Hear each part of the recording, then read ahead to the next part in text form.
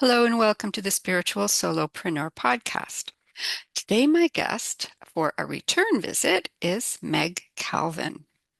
Meg is a former minister, writing and marketing coach, and author who believes books are a healing modality. With 20 plus years of experience in emotional health and spiritual formation, her debut novel and online community, The Treasure Within, help women reconnect with their bodies, reclaim their intuition, and lead from wholeness instead of obligation. Hi, Meg. Hi, Bev. Thank you for having me back. It's so nice to see you again. Yes. Yes. Last time we talked mostly about your coaching and so on, and mentioned that um, you were doing writing, coaching for writers, and that you were writing a book that was going to come out this summer. And here we are, it's this summer. I can't believe it. Yeah, it's a time warp, it felt like. Exactly. So congratulations. Your Thank book you. is now a reality, right? Yes. Yes. Awesome. So just as a bit of background for anybody that isn't familiar with the last time we talked, you were at one time actually a full-time church minister, right? And Yes. kind of interested in how did you get into writing and coaching writing? Yes. The favorite part of my ministry was the writing part, whether it was devotionals or sermons or curriculum or volunteer training material, as there was lots of nonprofit organizing that I was a part of and over. So the writing part was always my favorite. And it drew me to ministry first when I was 13 and my missionary grandparents invited me to preach. I loved the channeling feeling of writing sermons, and it started when I was just 13. And as I probably shared in the last show, they would take me around to conferences and orphanages and hospitals and other churches and mission trips. And I was this ecclesial show pony. I would preach and I would sing. And thankfully, being United Methodist, women had been being ordained, I think, for 75 or 80 years at this point. And so I had so many mentors, men and women both, just coming around me and supporting me and pushing me forward to seeing gifts in me. And so, how I went from being a minister to a writing coach was after my second book got picked up, I began having so many people come up to me that were also very religious, but had amazingly helpful and healing book ideas. And it was there. Oh, I'll pause. No, no, go ahead. Yeah, and I noticed like in myself, just like me, their limiting beliefs were actually coming from their religion. Their biggest causes of writer's block were coming from religion. Whether it was they believed it was not safe to trust their desires, to trust the creative consciousness of the book idea that chose them, or whether they thought marketing was slimy and egotistical, or they thought monetizing their gifts were greedy. I noticed it over and over again in people that would come up with shame dripping from their voice as they would whisper their book ideas to me. And it just broke my heart because I thought of all the amazingly healing and helpful books that were stuck inside of these holy rollers. So I launched my business in 2020. That is awesome. And I guess it totally makes sense. They've been brought up in a religious environment. They're preaching themselves, and the idea of creativity maybe doesn't really mesh with some of that. And selling, of course, doesn't mesh with Mhm. that. How interesting. So, Yes. so you started coaching some of these people, Mhm. and you were still writing your books as well. So what was the impetus to write this particular book, which, by the way, it's a novel in this case Right. called There He Holds Her. So tell us a little bit about what went on to bring that about. Yes. It was a selfish motivation in that I wanted to write a book that I would love to read.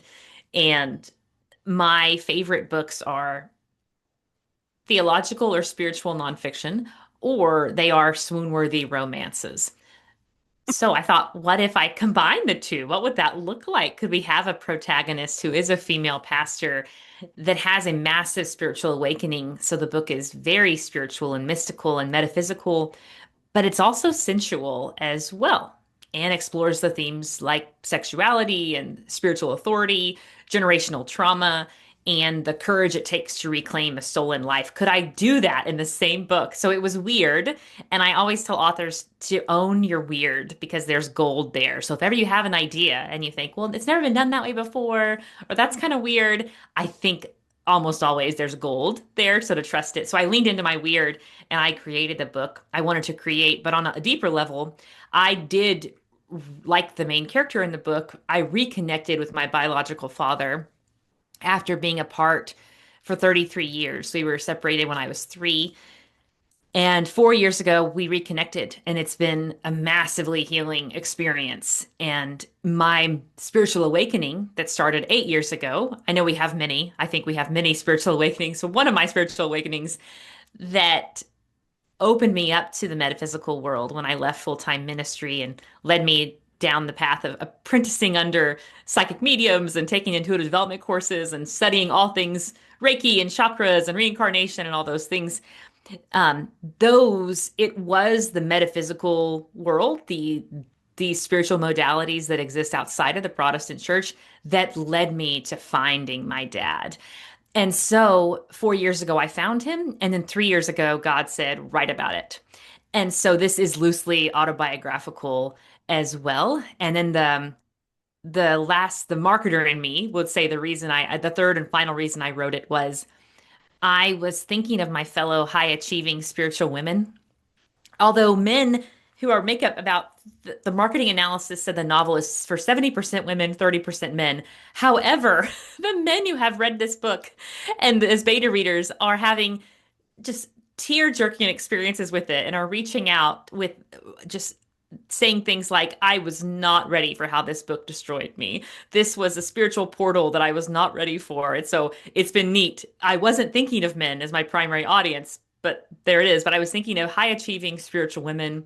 They probably read all the books, all the self-care books, all the um, Be the Queen of Your Queendom books. They've done the Enneagram, the Strengths Finder. They've done all the things in the nonfiction world that I began to sit in the question of what if self-care could be swoon worthy?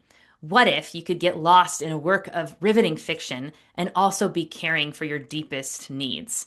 And that question led to the book too. Awesome. How fantastic getting those comments from anyone. Yeah. Never mind Yeah, the audience that you 100%. weren't expecting. Yes, so true. So true. Yeah, I think of Georgia O'Keeffe. She says, freedom can only be found in letting criticism and compliments go down the same drain.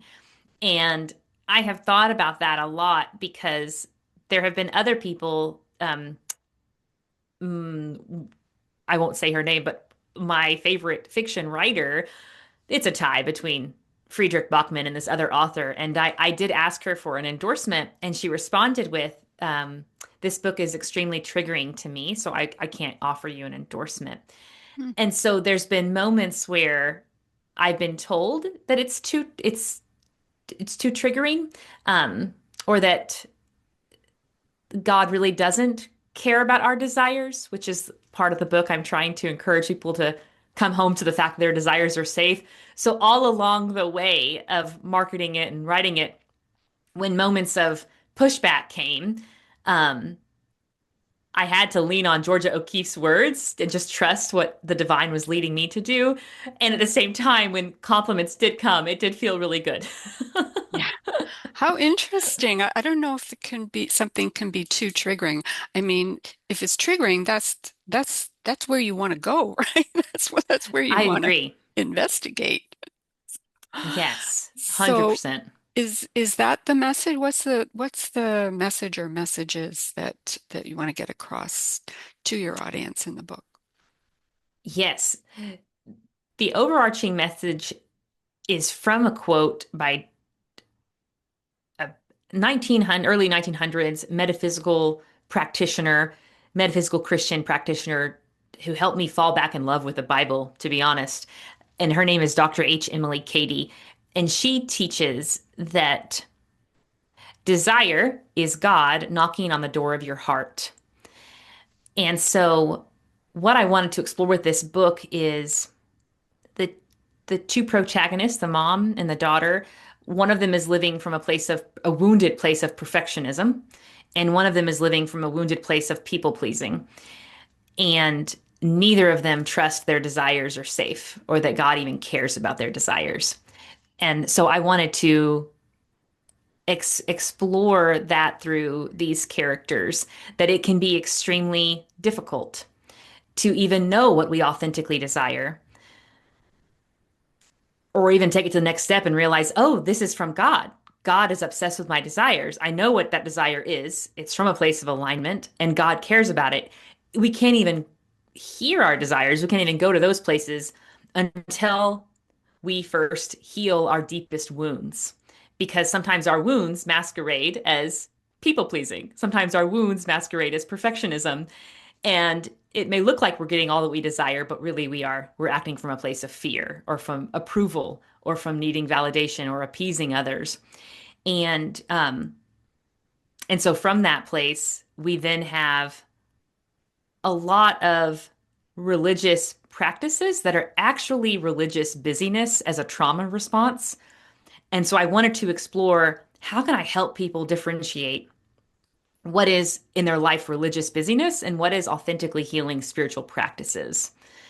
And so the short little synopsis of the book, that it's a dual timeline novel, and it starts out with some love stories end, others just go underground. There He Holds Her is a dual timeline novel for readers that, according to author Jamal Javanji, is a spiritual portal for which not all are ready. And so it begins in 1979, Plockton, Texas. 18-year-old Vivian Chelsea sneaks out on graduation night to meet the boy she loves. By morning, everything has changed, and not in the way she dreamed. What her family calls protecting her future, she will spend a lifetime quietly questioning. Fast forward to 2018, Rutherglen, Glen, Texas. Vivian's daughter, Reverend Hetty Stone, has built her life on discipline, denial, and an upcoming bishop nomination. Then Aunt Moira dies, and all her plans unravel. An alluring stranger shows up at her church who has absolutely no interest in who she's supposed to be. Old family secrets surface that were not intended to be heard. Dreams bleed into waking life, the dead feel close. To move forward, Hetty must face what women in her family were taught to sacrifice, and reckon with the possibility that love, grief, and the divine don't always show up in the way the church said they would. Some questions take time to answer, and even more courage to answer. Questions like, what if your deepest desires were never shameful at all, but actually holy ground? Beautiful. So when you say desires, are you talking about anything that we want, stuff that we want to Mm, manifest, creations or love or whatever it may be? yes, 100%. Cool. There's also seems to be, I think, a theme in the book of listening to your body. Oh, yes. Hmm. Um, what is the role of listening to our bodies in this coming to this realization that our desires are safe? Yeah, definitely. So, Reverend Hetty Stone escaped to her intelligence to be safe. And her mom, Vivian, did the same thing for different reasons. At one point or another, it wasn't safe to be in the body, so they escaped to the head to be safe. And the part of our brain that puts words to things, it can often be filled with the fickled feelings and opinions of others. And so, what I wanted to share in the arc of the novel is, it is only when Hetty, this asexual workaholic, if you will, at the start of the book.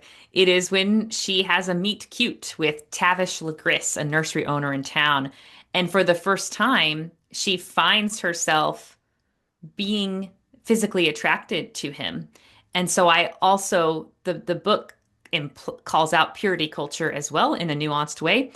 And so I wanted to offer an argument to purity culture in the sense that Hetty realizes healthy sexuality and sensuality can be a portal for divine inspiration, because it is when she lets herself be in her body and feel attraction to Tavish that she is able to come down out of the ruminating, overly analytical part of her brain and begin to feel her preference for things, to have somatic memory of a loving father she was separated from. And one of the most favorite things I love walking clients through is emotional body mapping. And that is studies they've done over how, regardless of gender, orientation, ethnicity, race, sex, what have you, that we all have identical physical sensations for the same emotions, whether it's shame or sadness, whatnot. And a lot of us who are recovering people pleasers, we we can be so enmeshed with others that their feelings become our feelings. And so emotional body mapping is super, super, super helpful in realizing, wait, my nose is scrunching up to this invitation to be on this board. Or gosh, my tummy just pinched itself when that person walked into the party. And so starting to not only listen to the part of our brain that puts words to things and makes judgmental thoughts about ourselves or others or situations, but listening to our bodies is a massive part of the character's arc. That is very cool and something that everybody can do Yeah. right now. Just start paying Hmm. attention, noticing what you feel in your body uh, Hmm. as a result of different experiences. And can doing that really take you back to, can that help you determine what it is that gives you that scrunchy nose or that funny feeling when the person comes into the, can you get to the root of it by Mm. noticing? Yes, 100%, especially with reflecting back on when was the last time I had an experience where my nose scrunched like this. And so one thing I love to do with clients is walk them through a guided meditation where through the power of their imagination they are feeling delight and pleasure, and then they're guided toward feeling absolute disgust and noticing where in their body they feel those two extremes. And it's truly fascinating how it is always the same body parts that talk back to us. And so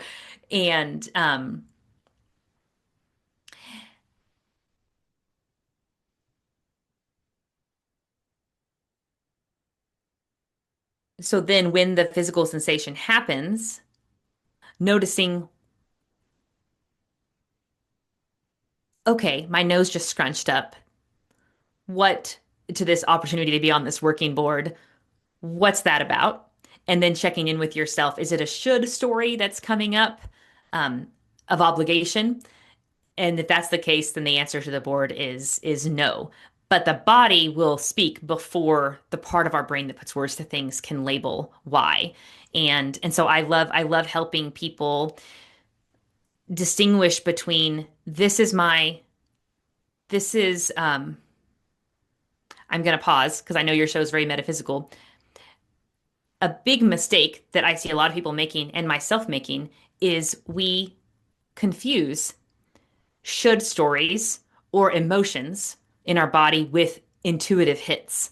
And so, what I love helping people do, and what I attempted to show through these characters in the book, is decipher between this is an emotion showing up in my body, or this is a should story that's coming up from a most likely a wounded inner child moment, the should story. I shouldn't wear a top this low because men will hurt me. That's one that I had to get over. I got to heal, I should say. And so deciphering the differentiating between an emotional physical sensation, a wounded inner child should story, or okay, now that I have gotten clear that it's neither of those things, and I have tended to the wounded inner child within me, I have offered a compassionate reframe around that should story.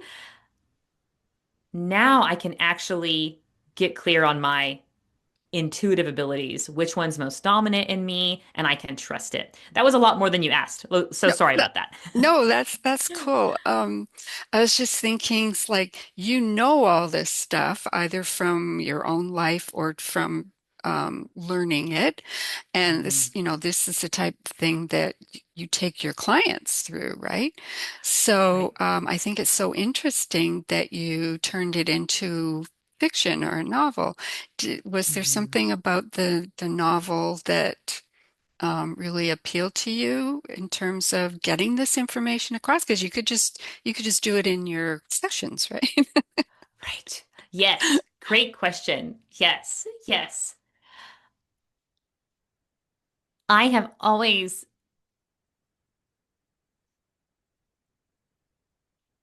and this goes back to Dr. H. Emily Katie's quote about desires are God knocking on the door of your heart. I have always, this is a strong word, but I have always salivated over well-written dialogue. It's a master class. I love buying scripts and not only from plays, but also my favorite shows, Mindy Kaling shows and Phoebe Waller-Bridges, who did Fleabag, Miranda Hart, another British writer who does shows. Um, I just I'm in an improv troupe. I've done theater my whole life, and so I have always had this desire for well-written dialogue. And so that again, it really was selfish. This I have been obsessed with this my whole life. I began writing plays when I was, gosh, 6. I wrote plays in our military apartment in Germany that all of us kids performed. And so yeah, it was just this constant curiosity, this obsession, this bliss, this pleasure of well-crafted dialogue. And I had a I can't believe I'm saying this, but the past 3 years when I started this book, I felt the divine calling me to really help not only high achieving spiritual women, but really help conservative evangelical Christian women. I was Methodist or pretty liberal. We wouldn't even consider ourselves evangelical in some senses. But God was putting it on my heart, like, Meg, go to the Nazarene church with this book. Go to the Baptist church with the Southern Baptist, like those women. And this could be a story. I'm open for your listeners correcting me, but I really wanted to not have a sneaky Trojan horse kind of way, but in a sense, I wanted to help. I guess, yeah, I wanted to make a Trojan horse where this all the lessons I have learned about the metaphysical world the past 8 years and developing and remembering my own intuitive abilities and learning how to let my body be a compass, the journey I've been on all these years. I just knew deeply conservative evangelical women, it's it's gonna, in order to serve them with that message, those that are ready to hear it, because that's not for everyone. But I had a feeling they were gonna need the Trojan horse of a Christian romance book. And so I wrote it Sneaky. from that place. Yeah. Yeah, sneaky. Totally. Totally. And even though it explores sexuality, because at the time it's written, the Methodist Church, it's 2018, and so they are having a debate about will they split over the issue of human sexuality, which we know they end up splitting. But in 2018, they were just starting to have the conversation, and Hetty is a part of that. So there's this overarching theme of we don't know what to do with our sexuality. We've shamed it, we're confused by it. We've turned it off because of purity culture, and when we turned it off because of purity culture, we turned off our whole body. We turned off all our desires. And so I wanted to explore sexuality. However, there's never sex in the book. I wrote it in a way that small group studies in churches could read this book on purpose for those conservative evangelical women that are curious about intuitive abilities, but are never going to buy a nonfiction book about it. Right. So it's PG. Yeah. The I book would is. say PG-13. PG-13. Yeah, Yes, PG-13. PG-13. Yeah. exactly. Well, I just wrote it down. Desire is God knocking at your heart. That really Hmm. kind of sums things up, doesn't it? 100%. That's 100%. Yes. Yes. beautiful. And I love that you've been able to put together your ministry Mm. proclivities with your writing and coaching and creating stories. It's a three, so Hmm. to speak. Yes. There's a trio. There's three things going on in there. So fantastic! Mm. Congratulations on that. Thank you. Um, Thank you. so what's next? What's coming up? Another one? A sequel? Oh, there is space. There's so many. There's so many complex, beautiful characters, and it's been so special to have the beta readers relate to different women, and then for them to hear them say, "I'm a Vivian, I'm a Barbara, I'm a Hetty," and so there's lots of room for possibly a sequel for sure. And I am not done writing fiction at all, so I'm very excited to keep. Um, I know your audience will get this. Not every audience I served on a Methodist podcast and last week and they wouldn't understand what I'm about to say. That sounded judgy. I didn't even sound judgy, but I just used different words.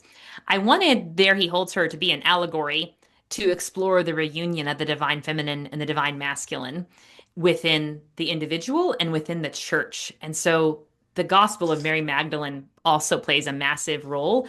And so, yeah, I definitely feel in the future I will do that more. And so bringing in these this ancient wisdom from Christianity, just sneaking it into fiction more because that was super enjoyable to do, and Yeah, I the feedback is that it's helped other people too. that is awesome. And you're still doing coaching, right? Yes, yes. And bringing all of this. Are you going to sort of talk about the book in your coaching? So the Treasure Within is an online community of women that we read the book together, and then we every week for 12 weeks we walk through the practices that help us reclaim our sexuality and sensuality as holy, remember our intuitive gifts and develop them, practice healthy boundaries. I'm trying to remember each of the weeks, learn about Mary Magdalene's gospel, learn about the divine masculine, divine feminine, and energy, when to let it lead us in different parts of our life, when to let it take the lead. We do a lot of work around inner childhood wounds, um, navigating our should stories that are running our life every day at a subconscious level. And and so these are all things that have led in the past 6 years of coaching the writers I've served to writer's block. And so it's been so neat to build a community that just focuses on those things and uses the novel as part of the curriculum. Beautiful. And those are all like themes and layers that are run throughout Yes. the book. So Hmm. it's a perfect framework, right, Yeah, definitely for the 100%. coaching. Yes. Fantastic. So is the book on Amazon or how do we get it? Yes, it is on Amazon and it's also on Barnes and Noble. Um, yeah, it was my friend and former client Marius who was on. I Oh, think he guessed it on your show too. hmm. It's also available in two UK websites as well for any. And so Canada has its own Amazon, so Yeah, it is yeah, there. yeah, cool. Well, we'll put as many links as we can get in there Yes, thank you. for people to get it. And if people want to join the online community, Hmm. Yes, yes. So at megcalvin.com, there's a link for the Treasure Within, and okay, they can join that way. fantastic. And the title of the book again, There He Holds Her. So thank you Mhm. so much for being here. Yes, thank you Appreciate for it. having me. It's been a pleasure and congratulations and best of luck on your next book, which I know is going to be coming. Looking forward to Thank that. you. Okay. Yes. And my name is Bev Young, and I help spiritual and conscious entrepreneurs get more credibility and visibility online with websites they love and that work. And we will see you next time. Bye for now.